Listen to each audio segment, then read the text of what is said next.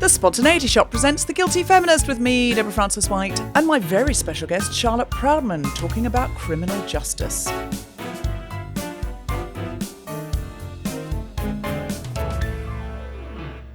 Hello, Guilty Feminist listeners. We have a very, very special episode today.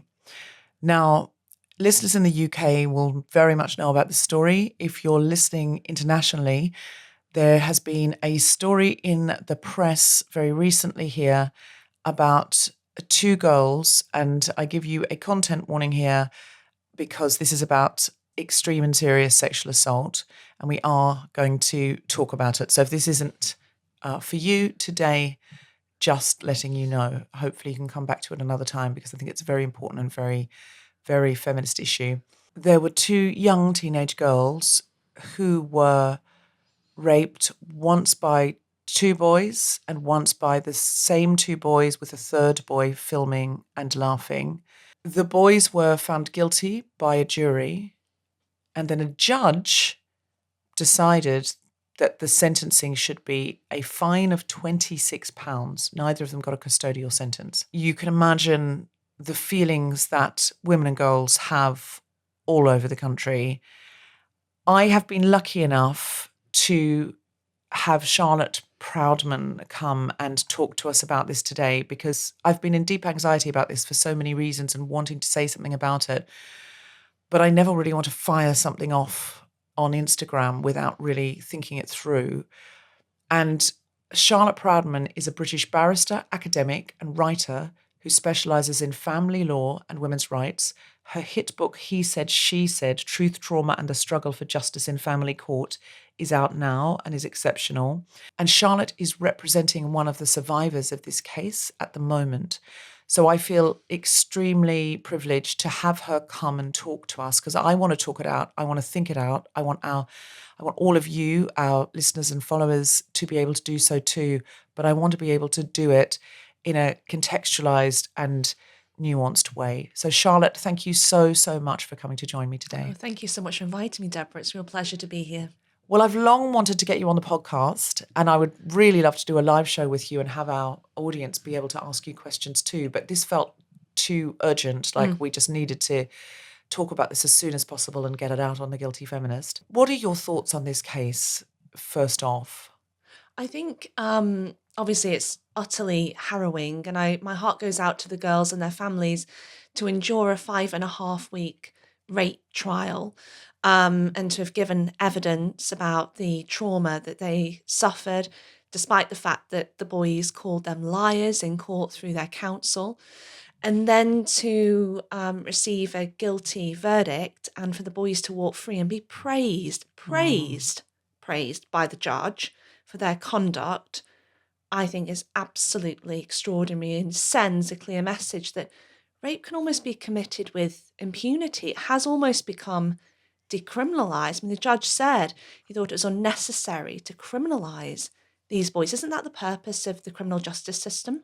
Well, they are criminals. Criminalising someone, for me, is when you're criminalising a marginalised population, i.e. you're projecting criminality on a group or on an individual who would otherwise not have been seen by the public as a criminal. I can't see that you're criminalising boys who have raped, filmed the rape, raped at knife point. They are criminals.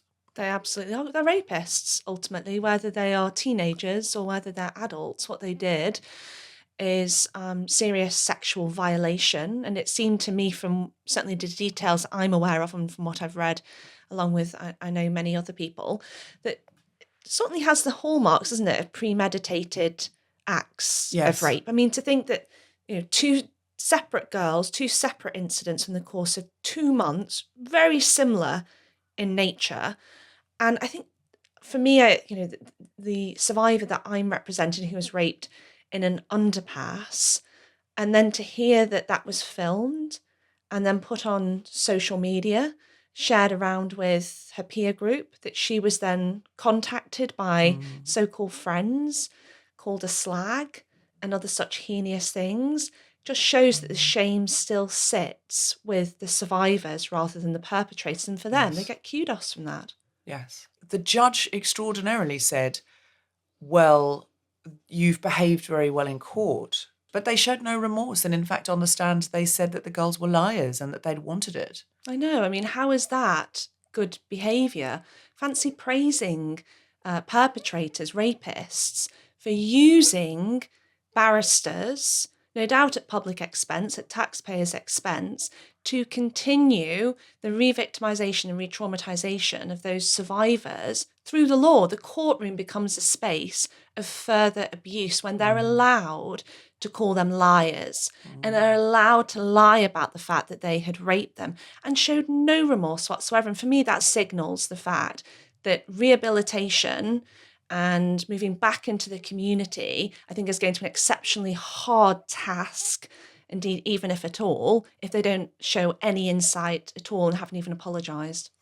And what was the response of the girls? Because they've made responses and I've heard them, but I know that you'll know more about it, especially as you're representing one of them.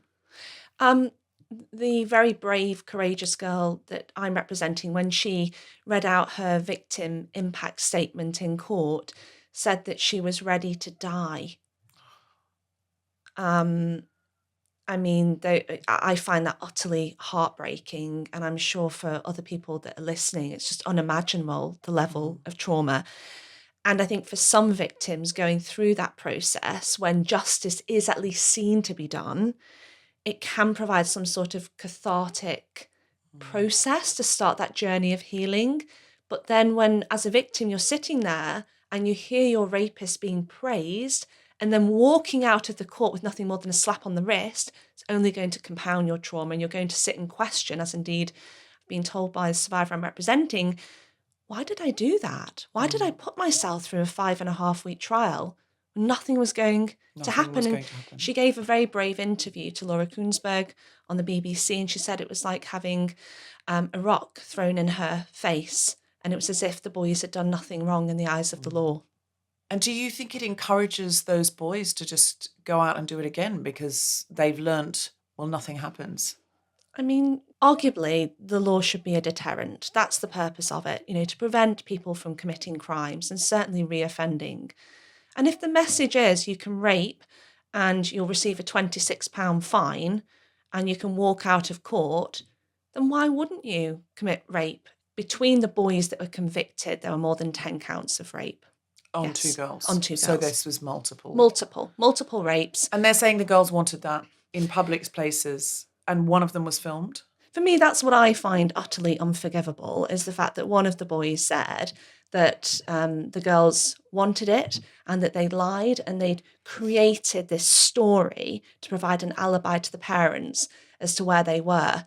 Just utter nonsense. But to be hit with that and then have to respond to it in court, it's almost as if the victim becomes the defendant. Yes. And they're the ones that are having to justify and explain their actions. So the burden is placed back on them. And I just think that it's really problematic in our legal system. It really, really is. I went to support a friend once who had been sexually assaulted in a public place by a stranger, and the way that his barrister questioned her, it made her feel like, you could see, like it felt like she was the defendant.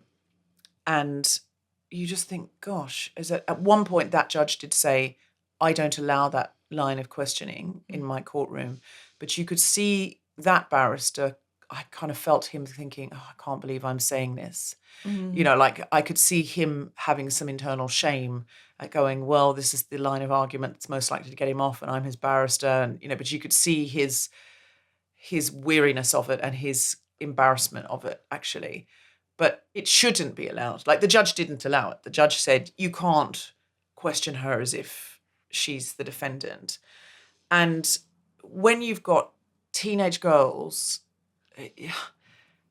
who have been raped multiple times, and in one incident, in one case, there was a knife involved, how can any judge say, I don't think you understood consent?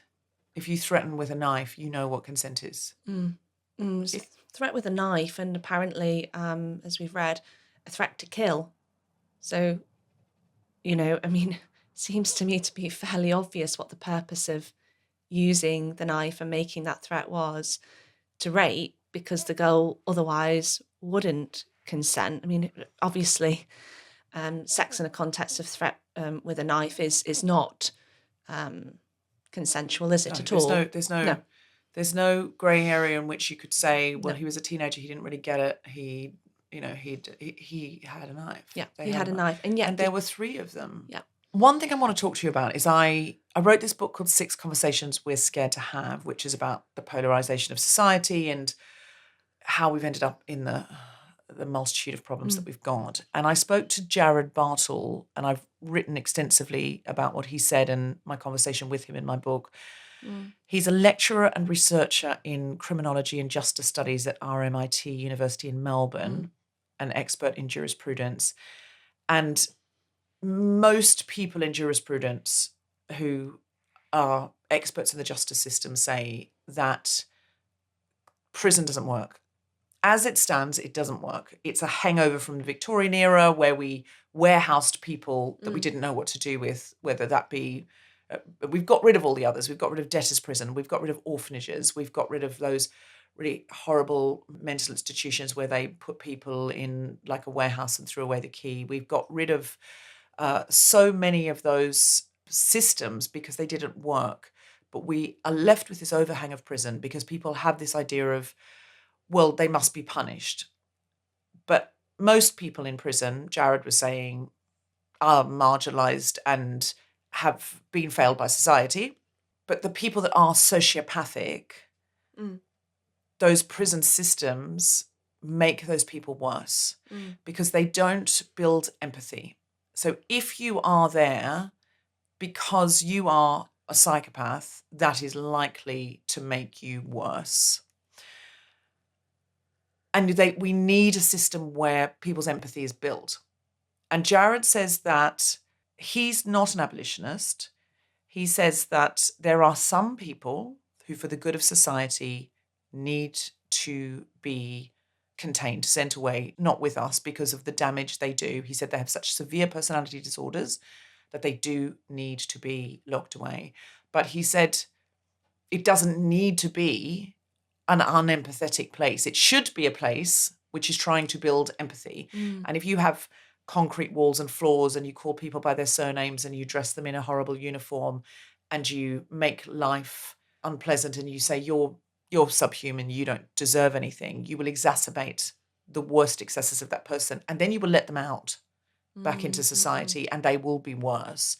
But he says most people are much better off with community intervention. He said the problem is the public think it's prison or nothing. But he said actually now, especially with electronic bracelets and anklets and things, we have the technology to know where people are. You don't need to lock them up in a place designed to strip their empathy. He said it's so much better when they have to do community service. They have to go to rehab in almost all cases. They have to go to therapy. They have to face the people they've hurt and they have to make things better if those people will be faced by them. But he said they're so much better off. And he said even most violent offenders are better off in their community. But you have to then, of course, be making sure those people aren't hurting people. And that takes work. There's part of me that when I see this on the internet, the response that, well, these teenagers have to have a custodial sentence. I'm reminded of a judge I once spoke to who said, whenever I have to give children a custodial sentence, which sometimes the law ties my hands and I do, my heart sinks because I know I am sending them into a life of crime. If they go into a ball store, I know that they will commit offences again when they come out, pretty much guaranteed. If there are other ways of getting them to see what they've done is wrong and mending their ways and changing and becoming better people, I would rather do that. So I want to put that on the table in as much as I am very conflicted. At the same time, while we are in a world where people are getting custodial sentences, well, a child's got a custodial sentence for throwing an ottoman in a shopping centre off a high floor. Now, he could have really hurt someone, but he had his friend film it. And I can see why a teenager might do that. They might go, oh, this is really funny, because it looks like a soft, it looked like a sort of, it's an ottoman. It looked like a soft, cushiony thing. And he picked it up and flung it over the side and had his friend film it because he's probably seen, clips of punk, you've been punked type, this kind of thing before, and he thought it would be funny and probably didn't think it would hurt anybody, he got a custodial sentence. And that makes me feel like a footstool is more important than a girl. So this is the complexity of this. I don't want that child to go. I definitely don't want that child to go to Borstal or to a juvenile detention center. That's ridiculous. But these boys deliberately hurt and violated in the worst possible way 2 girls. Like, how do we reconcile all of this? How do you feel about the prison system? How do you feel about sending children into juvenile detention centers? Yeah, I think this is a really important topic because I know that obviously within the feminist movement, there are a lot of feminists that are anti-carceral punishment and anti-sending perpetrators to prison, regardless of the crimes that they commit. Some are abolitionists as well. I wouldn't put myself within that sphere, but I think it's an important conversation to have, and we can learn a lot, I think, from having some of those debates within feminism. I think from my perspective and representing survivors of rape, domestic abuse, coercive and controlling behaviour, one of the real issues is that rape itself has almost become decriminalised. I say that because of all the reports of rape that are made to the police, and the vast majority, by the way, don't report, but when they do, only 3% result in a charge. The vast majority will never even get to court. So if we were in a society where rape, I think, was properly criminalised, bearing in mind that 1 in 4 women will suffer with sexual assault or rape, and the vast majority walk away scot-free, which then creates a society where this has become endemic with almost no consequences. And I think speaking to survivors, they do want a form of punishment along with rehabilitation, I'm sure. And that punishment, I think, does include prison time. However, the point that you make, Deborah, which I think is an incredibly important one, is, well, if prison doesn't rehabilitate, then aren't we just moving rapists from society to prison back to society to continue and making raping others and even making them worse, finding collaborators, other people that they can engage in this behaviour with? And I think, one of the issues, though, that we do, I think, have to grapple with is that the rehabilitation system in our society doesn't work. It doesn't. It doesn't work. Even with the boys that we are talking about in Hampshire, the 3 boys that were convicted of raping 2 girls, what does that rehabilitation actually look like in practice? And who are the people that are going to oversee this rehabilitation within the community? And I say that because, having been a barrister now for in fact, over 15 years, one of my real concerns and bugbears are domestic abuse perpetrator programs. And I have seen these roll out for more than a decade. And now, certainly within family courts, and I know they're used in criminal contexts as well, they are not necessarily accredited or regulated by anyone. Wow. And I have seen within cases perpetrators of rape who have been found to have raped enroll on some of these domestic abuse perpetrator programs, which are run by men's rights activists. What? And so they are reinforcing the same behaviour rather than actually calling them out, holding them accountable, challenging them, trying to encourage a change in attitude, beliefs and behaviours. Yes. What? Yes, I've cross-examined perpetrators, rapists on the programmes they've enrolled in. And I've seen some of the things that they've said within the programmes, because quite often you'll get disclosure. So a perpetrator may say, oh, well, it wasn't really a rape, and oh no, she did consent, and it was like this, and she was asking for it, and that type of language, and it's not pushed back on. And so what they end up with at the end can be a certificate. They've engaged well, they attended all of the classes.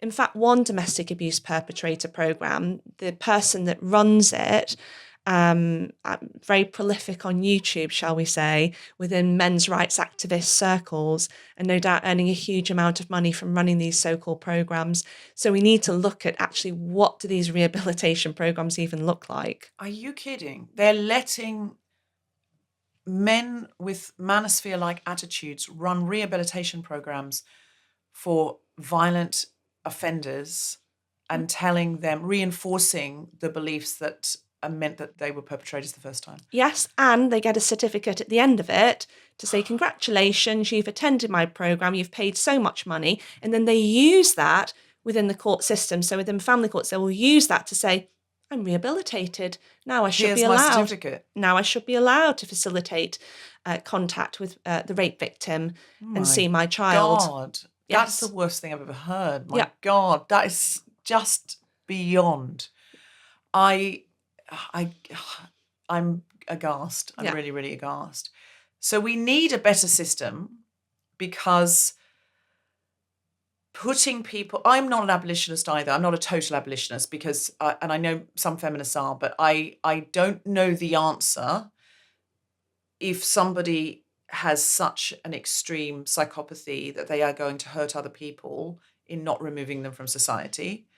I am not somebody who says, well, let's make that environment horrendous, even though they've done monstrous things to members of the community, because I don't think that puts humanity in a position of being humane. I think we as a society should say, well, we don't behave like that because you behave like that. But I also think if that person is ever released or gets out in any way, shape or form, the punishing and dehumanizing experience will make them worse and likely worse perpetrators. I do believe in community intervention, but that has to be extremely well regulated. And we all have to agree what intervention looks like. And it certainly can't be men charging other men for a certificate while secretly going, she wanted it, this is what women are like. Like that cannot be it. And that must be stopped. And it can't also be litter picking, can it? No. Or cleaning graffiti off the walls, or just doing 100 hours community service, whatever that looks like. It has to be meaningful intervention. And I think if you're in a position where rapists don't even accept the fact they have raped and are still denying the fact, of their conviction, and then they just go along with the process, you're just in the same position at the end of it, if not worse, because they think they can get away with it and therefore do it again. One thing I have seen that I think is very important to discuss is that there were lots of complaints about these boys to the police. I saw this in the Times, and also there's an independent journalist on Instagram called Sophie Wilkinson who went and interviewed people in the town, and she's really worth a follow. You can find her online. Girls had complained and their parents had reported to the police incidents such as one of these boys putting his hand up a girl's skirt, another one pinning her against a wall and telling her to take her clothes off, along with other scary kinds of behaviour like lamping, going out and killing hares at night with dogs, which is illegal, criminal damage, and many, many other incidents in that town. These boys were well known to the police. And there are mothers saying, but we reported this. In fact, one case was reported between the first rape, where the girl was too ashamed to report it and was blaming herself, and the second rape. There was a serious report from a mother who was saying, I didn't think the police was taking this seriously enough. They were sexually intimidating girls. Sophie was pointing out, none of this was given to the judge. So what the judge was seeing and what the judge said was, you've never been in any serious trouble before. But there were lots of incidents that showed this was a pattern. I mean, I don't really see how that matters, to be honest, given this was gang rape. But that's what the judge thought. The judge thought they'd been in no previous trouble at all with the police.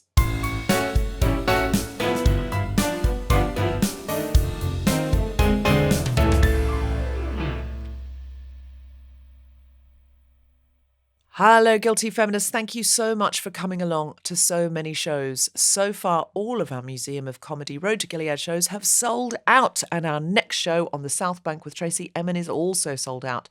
But you can come to our open space event, which is on the 20th of June.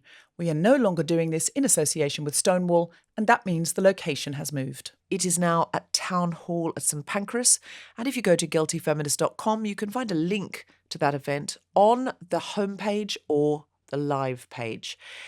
This event is an open space model where anyone can come with any ideas that they've got under the Road to Gilead theme. And the Road to Gilead is really about forming a joyful resistance against the far right and creating a better existence. So you can come, you don't have to have any ideas, you can join other people's spaces, you can move from one to another, you can have an idea you're passionate about. It doesn't matter at all. As long as you want to create a kinder, fairer society, you are welcome in that room. It's a full day from 10:30 to 5, and it's £10, which includes lunch. If you cannot afford £10, don't worry, just email us at guiltyfeminist@gmail.com and you will have a space anyway.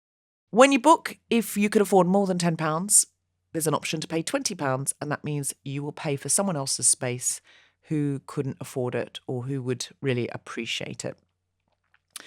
We hope as many people can come along as possible. If you can't make it on the day, you, of course, can set up a group wherever you are and you can zoom in for the beginning and the end so we all feel like one big exciting project, or you can zoom in and do the whole thing on Zoom, as many people did last time we did it. There's been various projects that have come out of the last one, so we thought we'd do it again. And we hope you can make it to Town Hall on the 20th of June, or zoom in or form your own group if you can't.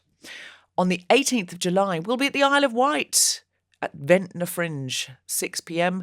It'll be me and Felicity Ward and some exciting Isle of Wight guests. And on the 7th and the 14th of July, we will be at the Soho Theatre doing Edinburgh preview shows. And what that means is we will have a selection of comedians we think fit in well to the Guilty Feminist ethos.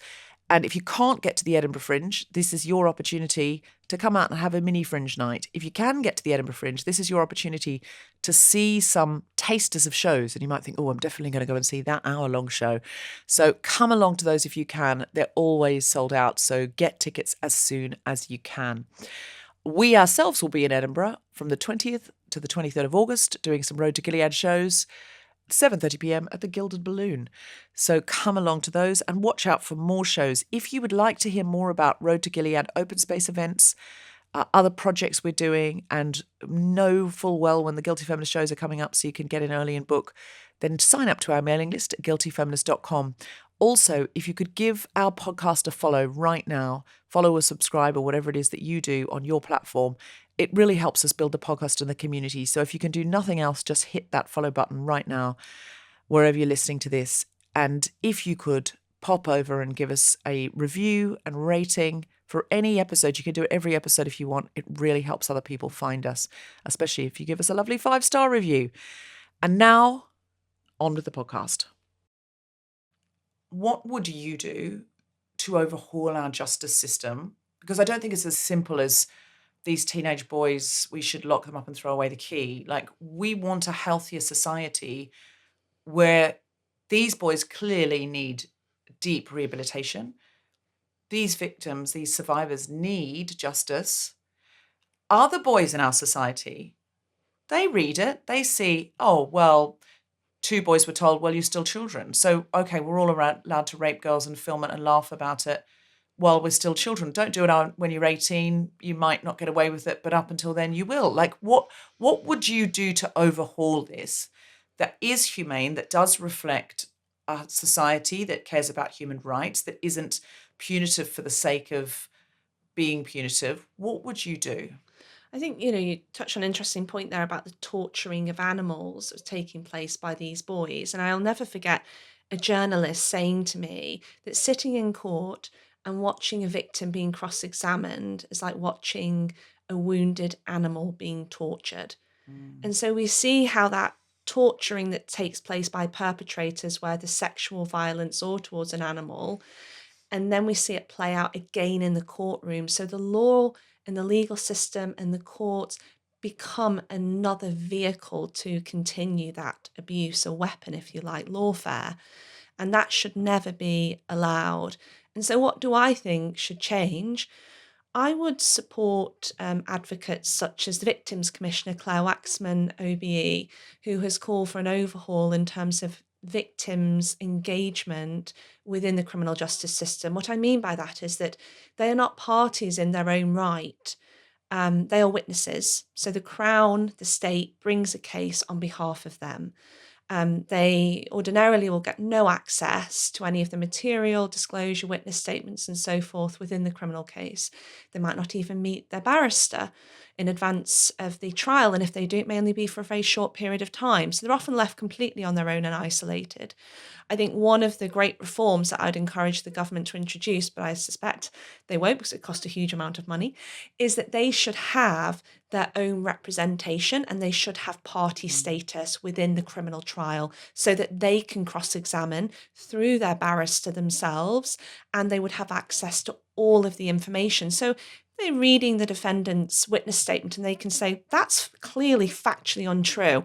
I have a text message which contradicts that. They can easily rebut it there and then, instead of having to go through a barrister who may be representing the CPS, for instance, who may not necessarily run through that with them.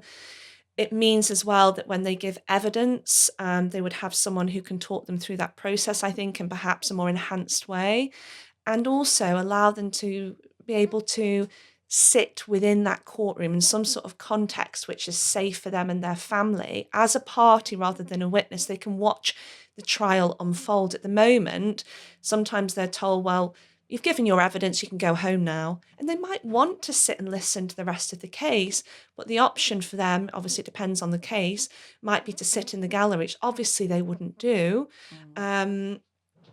And I know some family members will do that, and they can experience a lot of hate, shall we say, from some of the defendants' families. So I think that's one significant reform. And I think the other is that I do think that punishment is an important part of the process for victims as well as sometimes offenders. But I think that punishment process needs to be completely reformed. So, for instance, in a case of this nature, I think the boys should have gone to prison. So say that's a young offenders institution. That young offenders institution should be built with the purpose of rehabilitation, but within the confines of that centre, so that it is very much, it's an intensive process. And it's something where there are clear professionals that understand the complex dynamics of sexual violence and can work with them on a one-to-one basis over a period of time. There's a programme of work that is carried out rather than just leaving them to their own devices. So, or letting them go through a manosphere course with a certificate at the end. Exactly. That's really horrified me. So I once watched a documentary about Borstal's juvenile detention centres.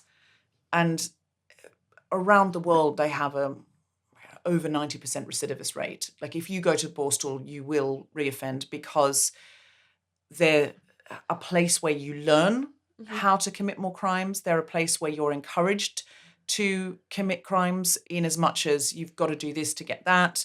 They're a place where you're bullied and you then wish to bully others if you've, been backed into a corner enough where all the edges are knocked off your own vulnerability, your own fear, and so on and so on. There was one that was different, and it was Denmark, and they had, I think, a less than 1% recidivist rate. Wow. And the school was like, it was a school, really. It was like a boarding school, but it was like a posh boarding school. And they all had like a really nice uniform. They just educated them. They made them all play team sports. They all had to play an instrument. They all had to be in plays, watch plays, and talk about the different characters' points of view, which really builds empathy. Like, oh, you think about this differently.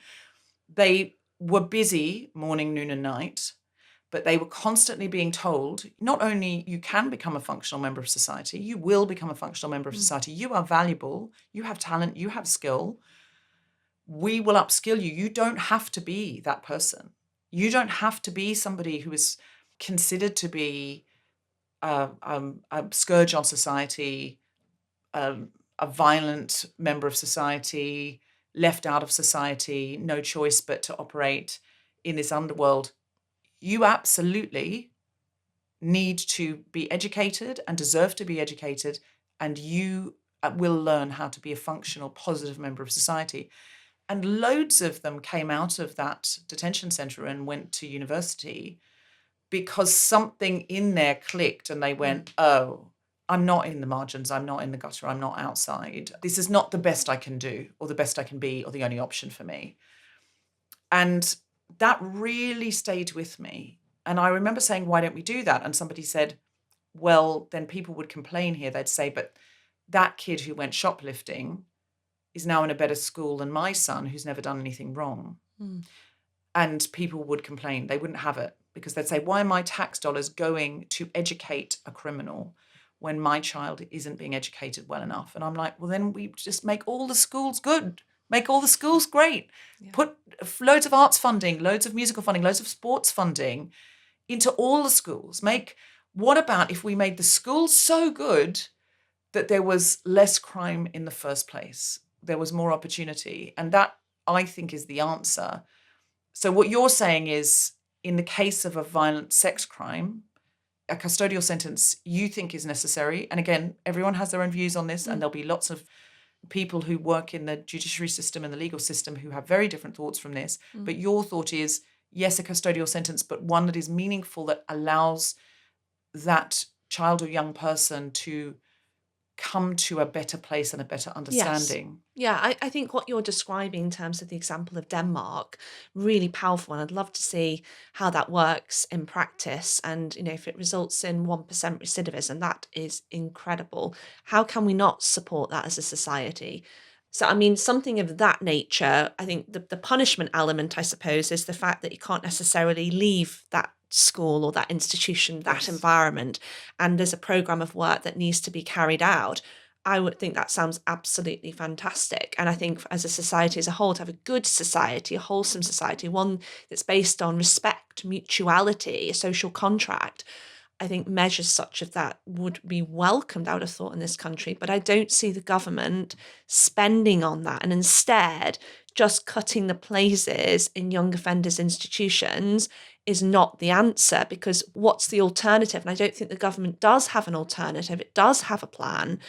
And that's my concern, that we're just allowing children to walk away without any plan of action in place to prevent reoffending. We bring juries in for trials, although now talking about taking that away.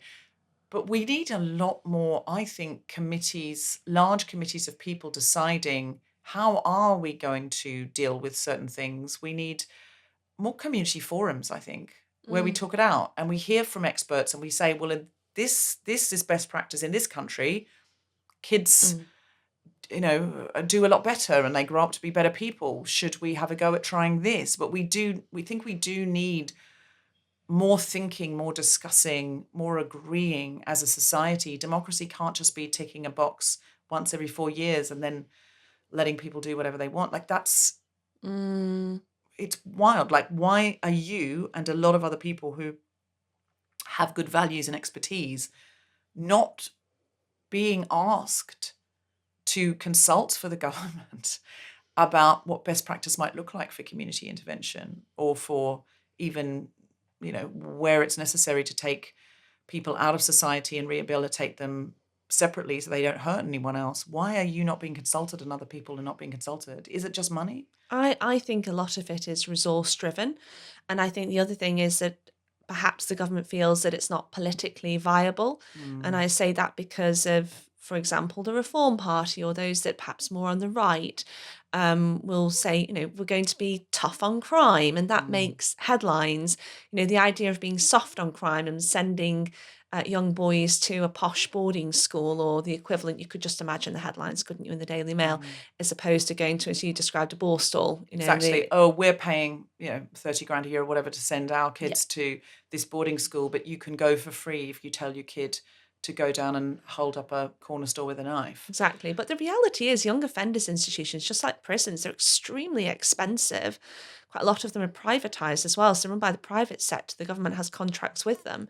And so, it's not cheap for kids to go off to these institutions either. And perhaps there's a better way of spending public money on trying to rehabilitate young boys and men and those that are perpetrators of sexual violence, particularly, I think, at a young age, I think is so critical, because, the judge said himself that they are children. That doesn't mean, of course, that they don't bear responsibility for their behaviours and actions. Of course they do.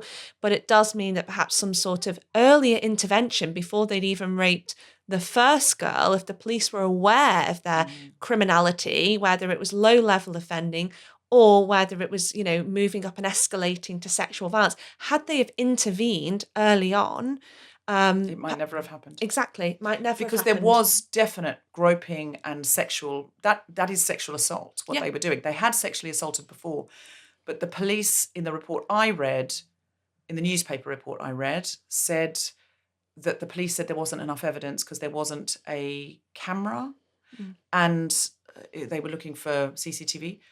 And I'm like, but your local police, and these are local boys, and you do know, because there was complaint after complaint after complaint after complaint. You do know. I find this whole idea that there's not enough evidence, or that sometimes I'll read even in police reports, there's no evidence. And I think, well, of course there's evidence. The evidence from the victim, the complainant, they've given evidence.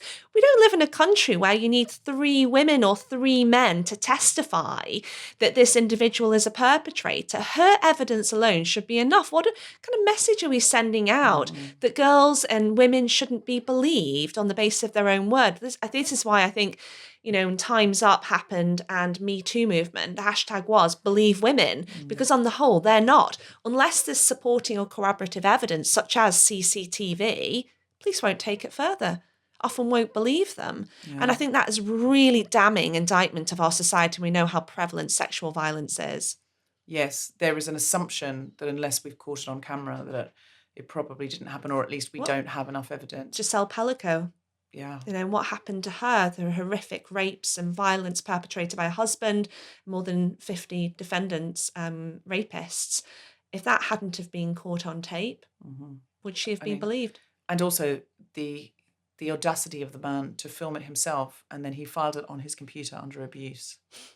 And you go, well, there you are. And then some of those men said, oh, no, I thought she was consenting. And then we see in the Hampshire case where the judge says, I think these boys didn't understand consent. I mean, my goodness, is consent really that much of a difficult concept? If a boy or man feels too awkward to ask a woman whether she is consenting to have sex, shouldn't be having sex in the first place.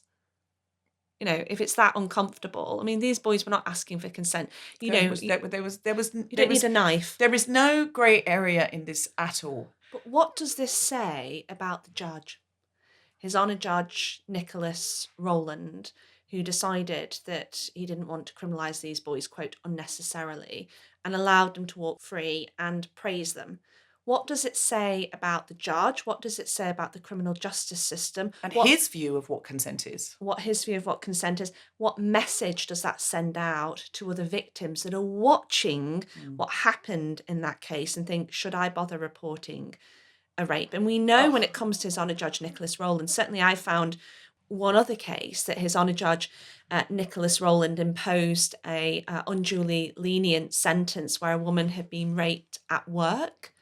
And that case had gone to the Court of Appeal as well. So it suggests a pattern of behaviour by this particular judge. And I think the real concerns are about a lack of accountability for judges when they behave in such egregious ways. And it's not, the impact on this one case, which is enough, by the way, when it comes to these 2 girls that will suffer a lifetime of trauma consequences as a result. But it's the message it sends out to everyone in society. Perpetrators, you'll walk free. Victims, what's the point in reporting?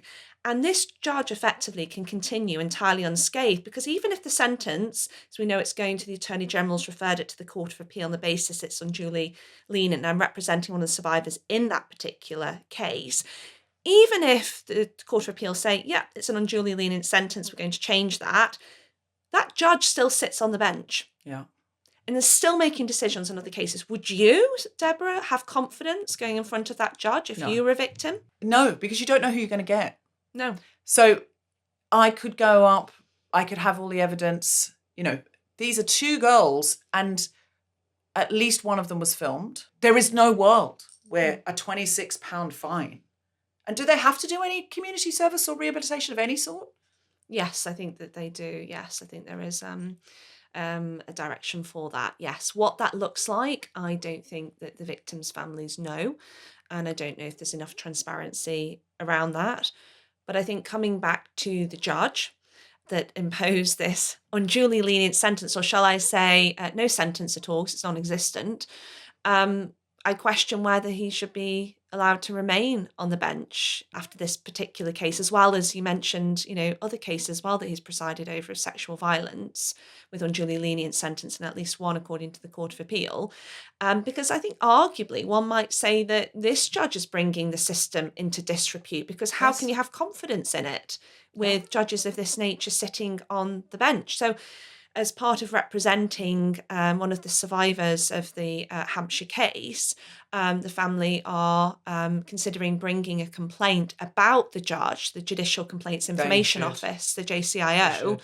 But, I think that the JCIO, having had experience with them myself in terms of making a complaint about a bullying, harassing judge, that process is not transparent, it's opaque. The complaint body itself sits in the same building as the judges. And it's judges that decide whether other judges have engaged in misconduct. So they're policing themselves. So they're all mates, so no doubt. It's called a boys' club for a reason, I think. So can you have confidence in that system? And you have to bring a complaint within 3 months of the behaviour, otherwise you're out of time. 3 months. So if you are processing it, distraught, thinking, I guess this is just the way it is, and then 3 months and a day later you go, hold on, this isn't okay. We've got ourselves together as a family. We've processed it. We've had some therapy. We want to make a complaint. Too late. Doors shut. If you're 1 day out of time, too late, door closed. The fact when I spoke to the survivor and their family about this, they didn't even know there was a 3-month time limit, because most people wouldn't, would they? And they've got, tell them. No, they've got far too much on their plate. Imagine having to deal with all of this, and on top of it, you've got to get a complaint in within 3 months. Otherwise, the door's closed. Who is that system built for? It's not built for survivors, is it? It's built for protecting the judiciary.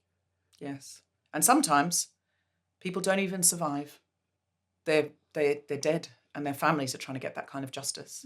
They're not even survivors. And you just go, this is, as you say, built to protect the powerful and make sure that judges look after each other. And I'm sure there are some great judges who won't do that, who will uphold a complaint.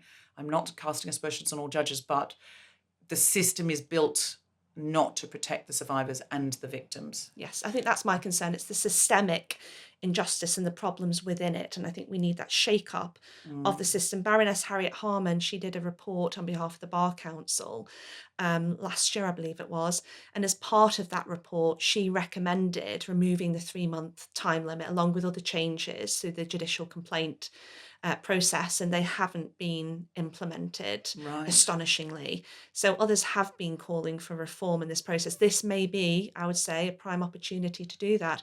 I represented a number of victims in the initial stages who had had the misfortune of encountering a man named Judge Philip Lancaster in the Employment Tribunal. And he had allegedly engaged in bullying and sexist behaviour towards a number of women who had been in front of him. And these women had bravely made complaints to the Judicial Complaints Information Office and had effectively been turned away, and their complaints had not been taken seriously, even though there was arguably a pattern of behaviour. That had to go all the way to a senior court level in order for the JCIO to just investigate him. So they had to instruct several lawyers, they had to crowdfund, and it's taken, you can imagine, months, if not years, to get there, to get some semblance of justice. And we still don't know what the outcome of that investigation is going to be. The girl you're representing in this case, you will try and get her justice. Do you think that will bring her some kind of healing if that sentence can be changed? Yes, I think that it will. I mean, the Attorney General has referred it to the Court of Appeal on the basis unduly lenient. We will be representing one of the victims and her family throughout that process to guide them and support them through it. And they've called on the Prime Minister to meet with them. They want to explain the profound impact that this has had, and the Prime Minister should listen to them.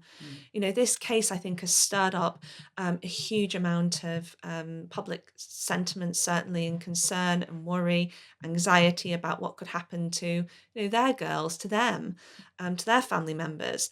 And so absolutely we'll support them through that. And if they decide to make a complaint about the judge within the 3-month time limit, we will support them through that process and represent them as well. And we'll do everything that we can I set up a firm called Proudman's.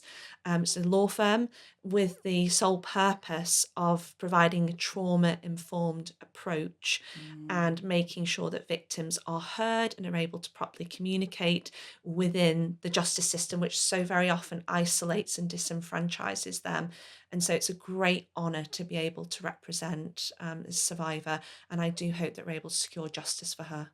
Well, thank you very much for setting up Proudman's and doing something very, very active and constructive and addressing the problems that you see in our legal system. And we hope everybody reads He Said, She Said, Truth, Trauma and the Struggle for Justice in Family Court, but also follows this case. And we really do hope that public opinion, the court of public opinion, can influence our courts, because right now, this sentence, as I say, with all of the complexity around custodial sentences, that I always feel, we are sending a message in a world that a footstool or a car that's parked too long is more important than a girl or a woman and, her life ahead. I saw you say something very profound about what happens when an offender like this, of this magnitude, goes free for the survivor. Could you just tell us what you said? I think for these survivors, and certainly for my client, when she and they know that the rapists are out within their community, in their area, their whole world becomes a prison. They are locked in. They don't know if they're going to bump into them. They're hypervigilant. They're experiencing, no doubt, post-traumatic stress type symptoms. They stay home. They don't go and hang out in the park with their friends. Yes. They don't go down to the corner shop as a teenager to buy a chocolate bar, or they don't want to walk to school on their own. They don't want to be at school, presumably. It's life imprisonment for them.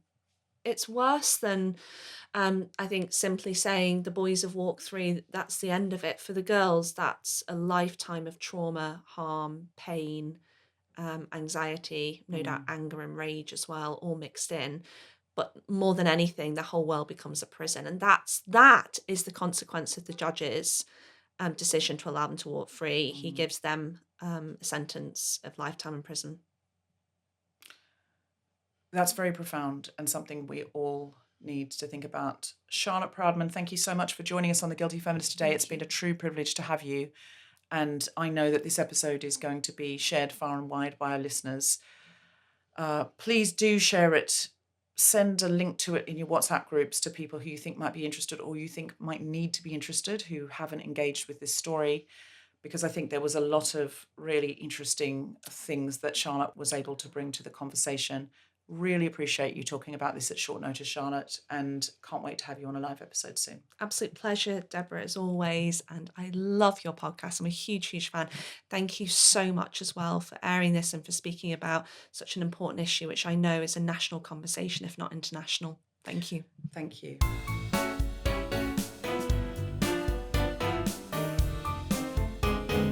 You have been listening to The Guilty Feminist with me, Deborah Frances-White, and my very special guest, Charlotte Proudman. The Guilty Feminist theme tune was composed by Mark Hodge. The producer for The Spontaneity Shop was Tom Zielinski. Thanks to Ned Sedgwick, Gina DCO and Zainab Mohammed, as well as all of you for listening. For more information about this and other episodes, visit guiltyfeminist.com.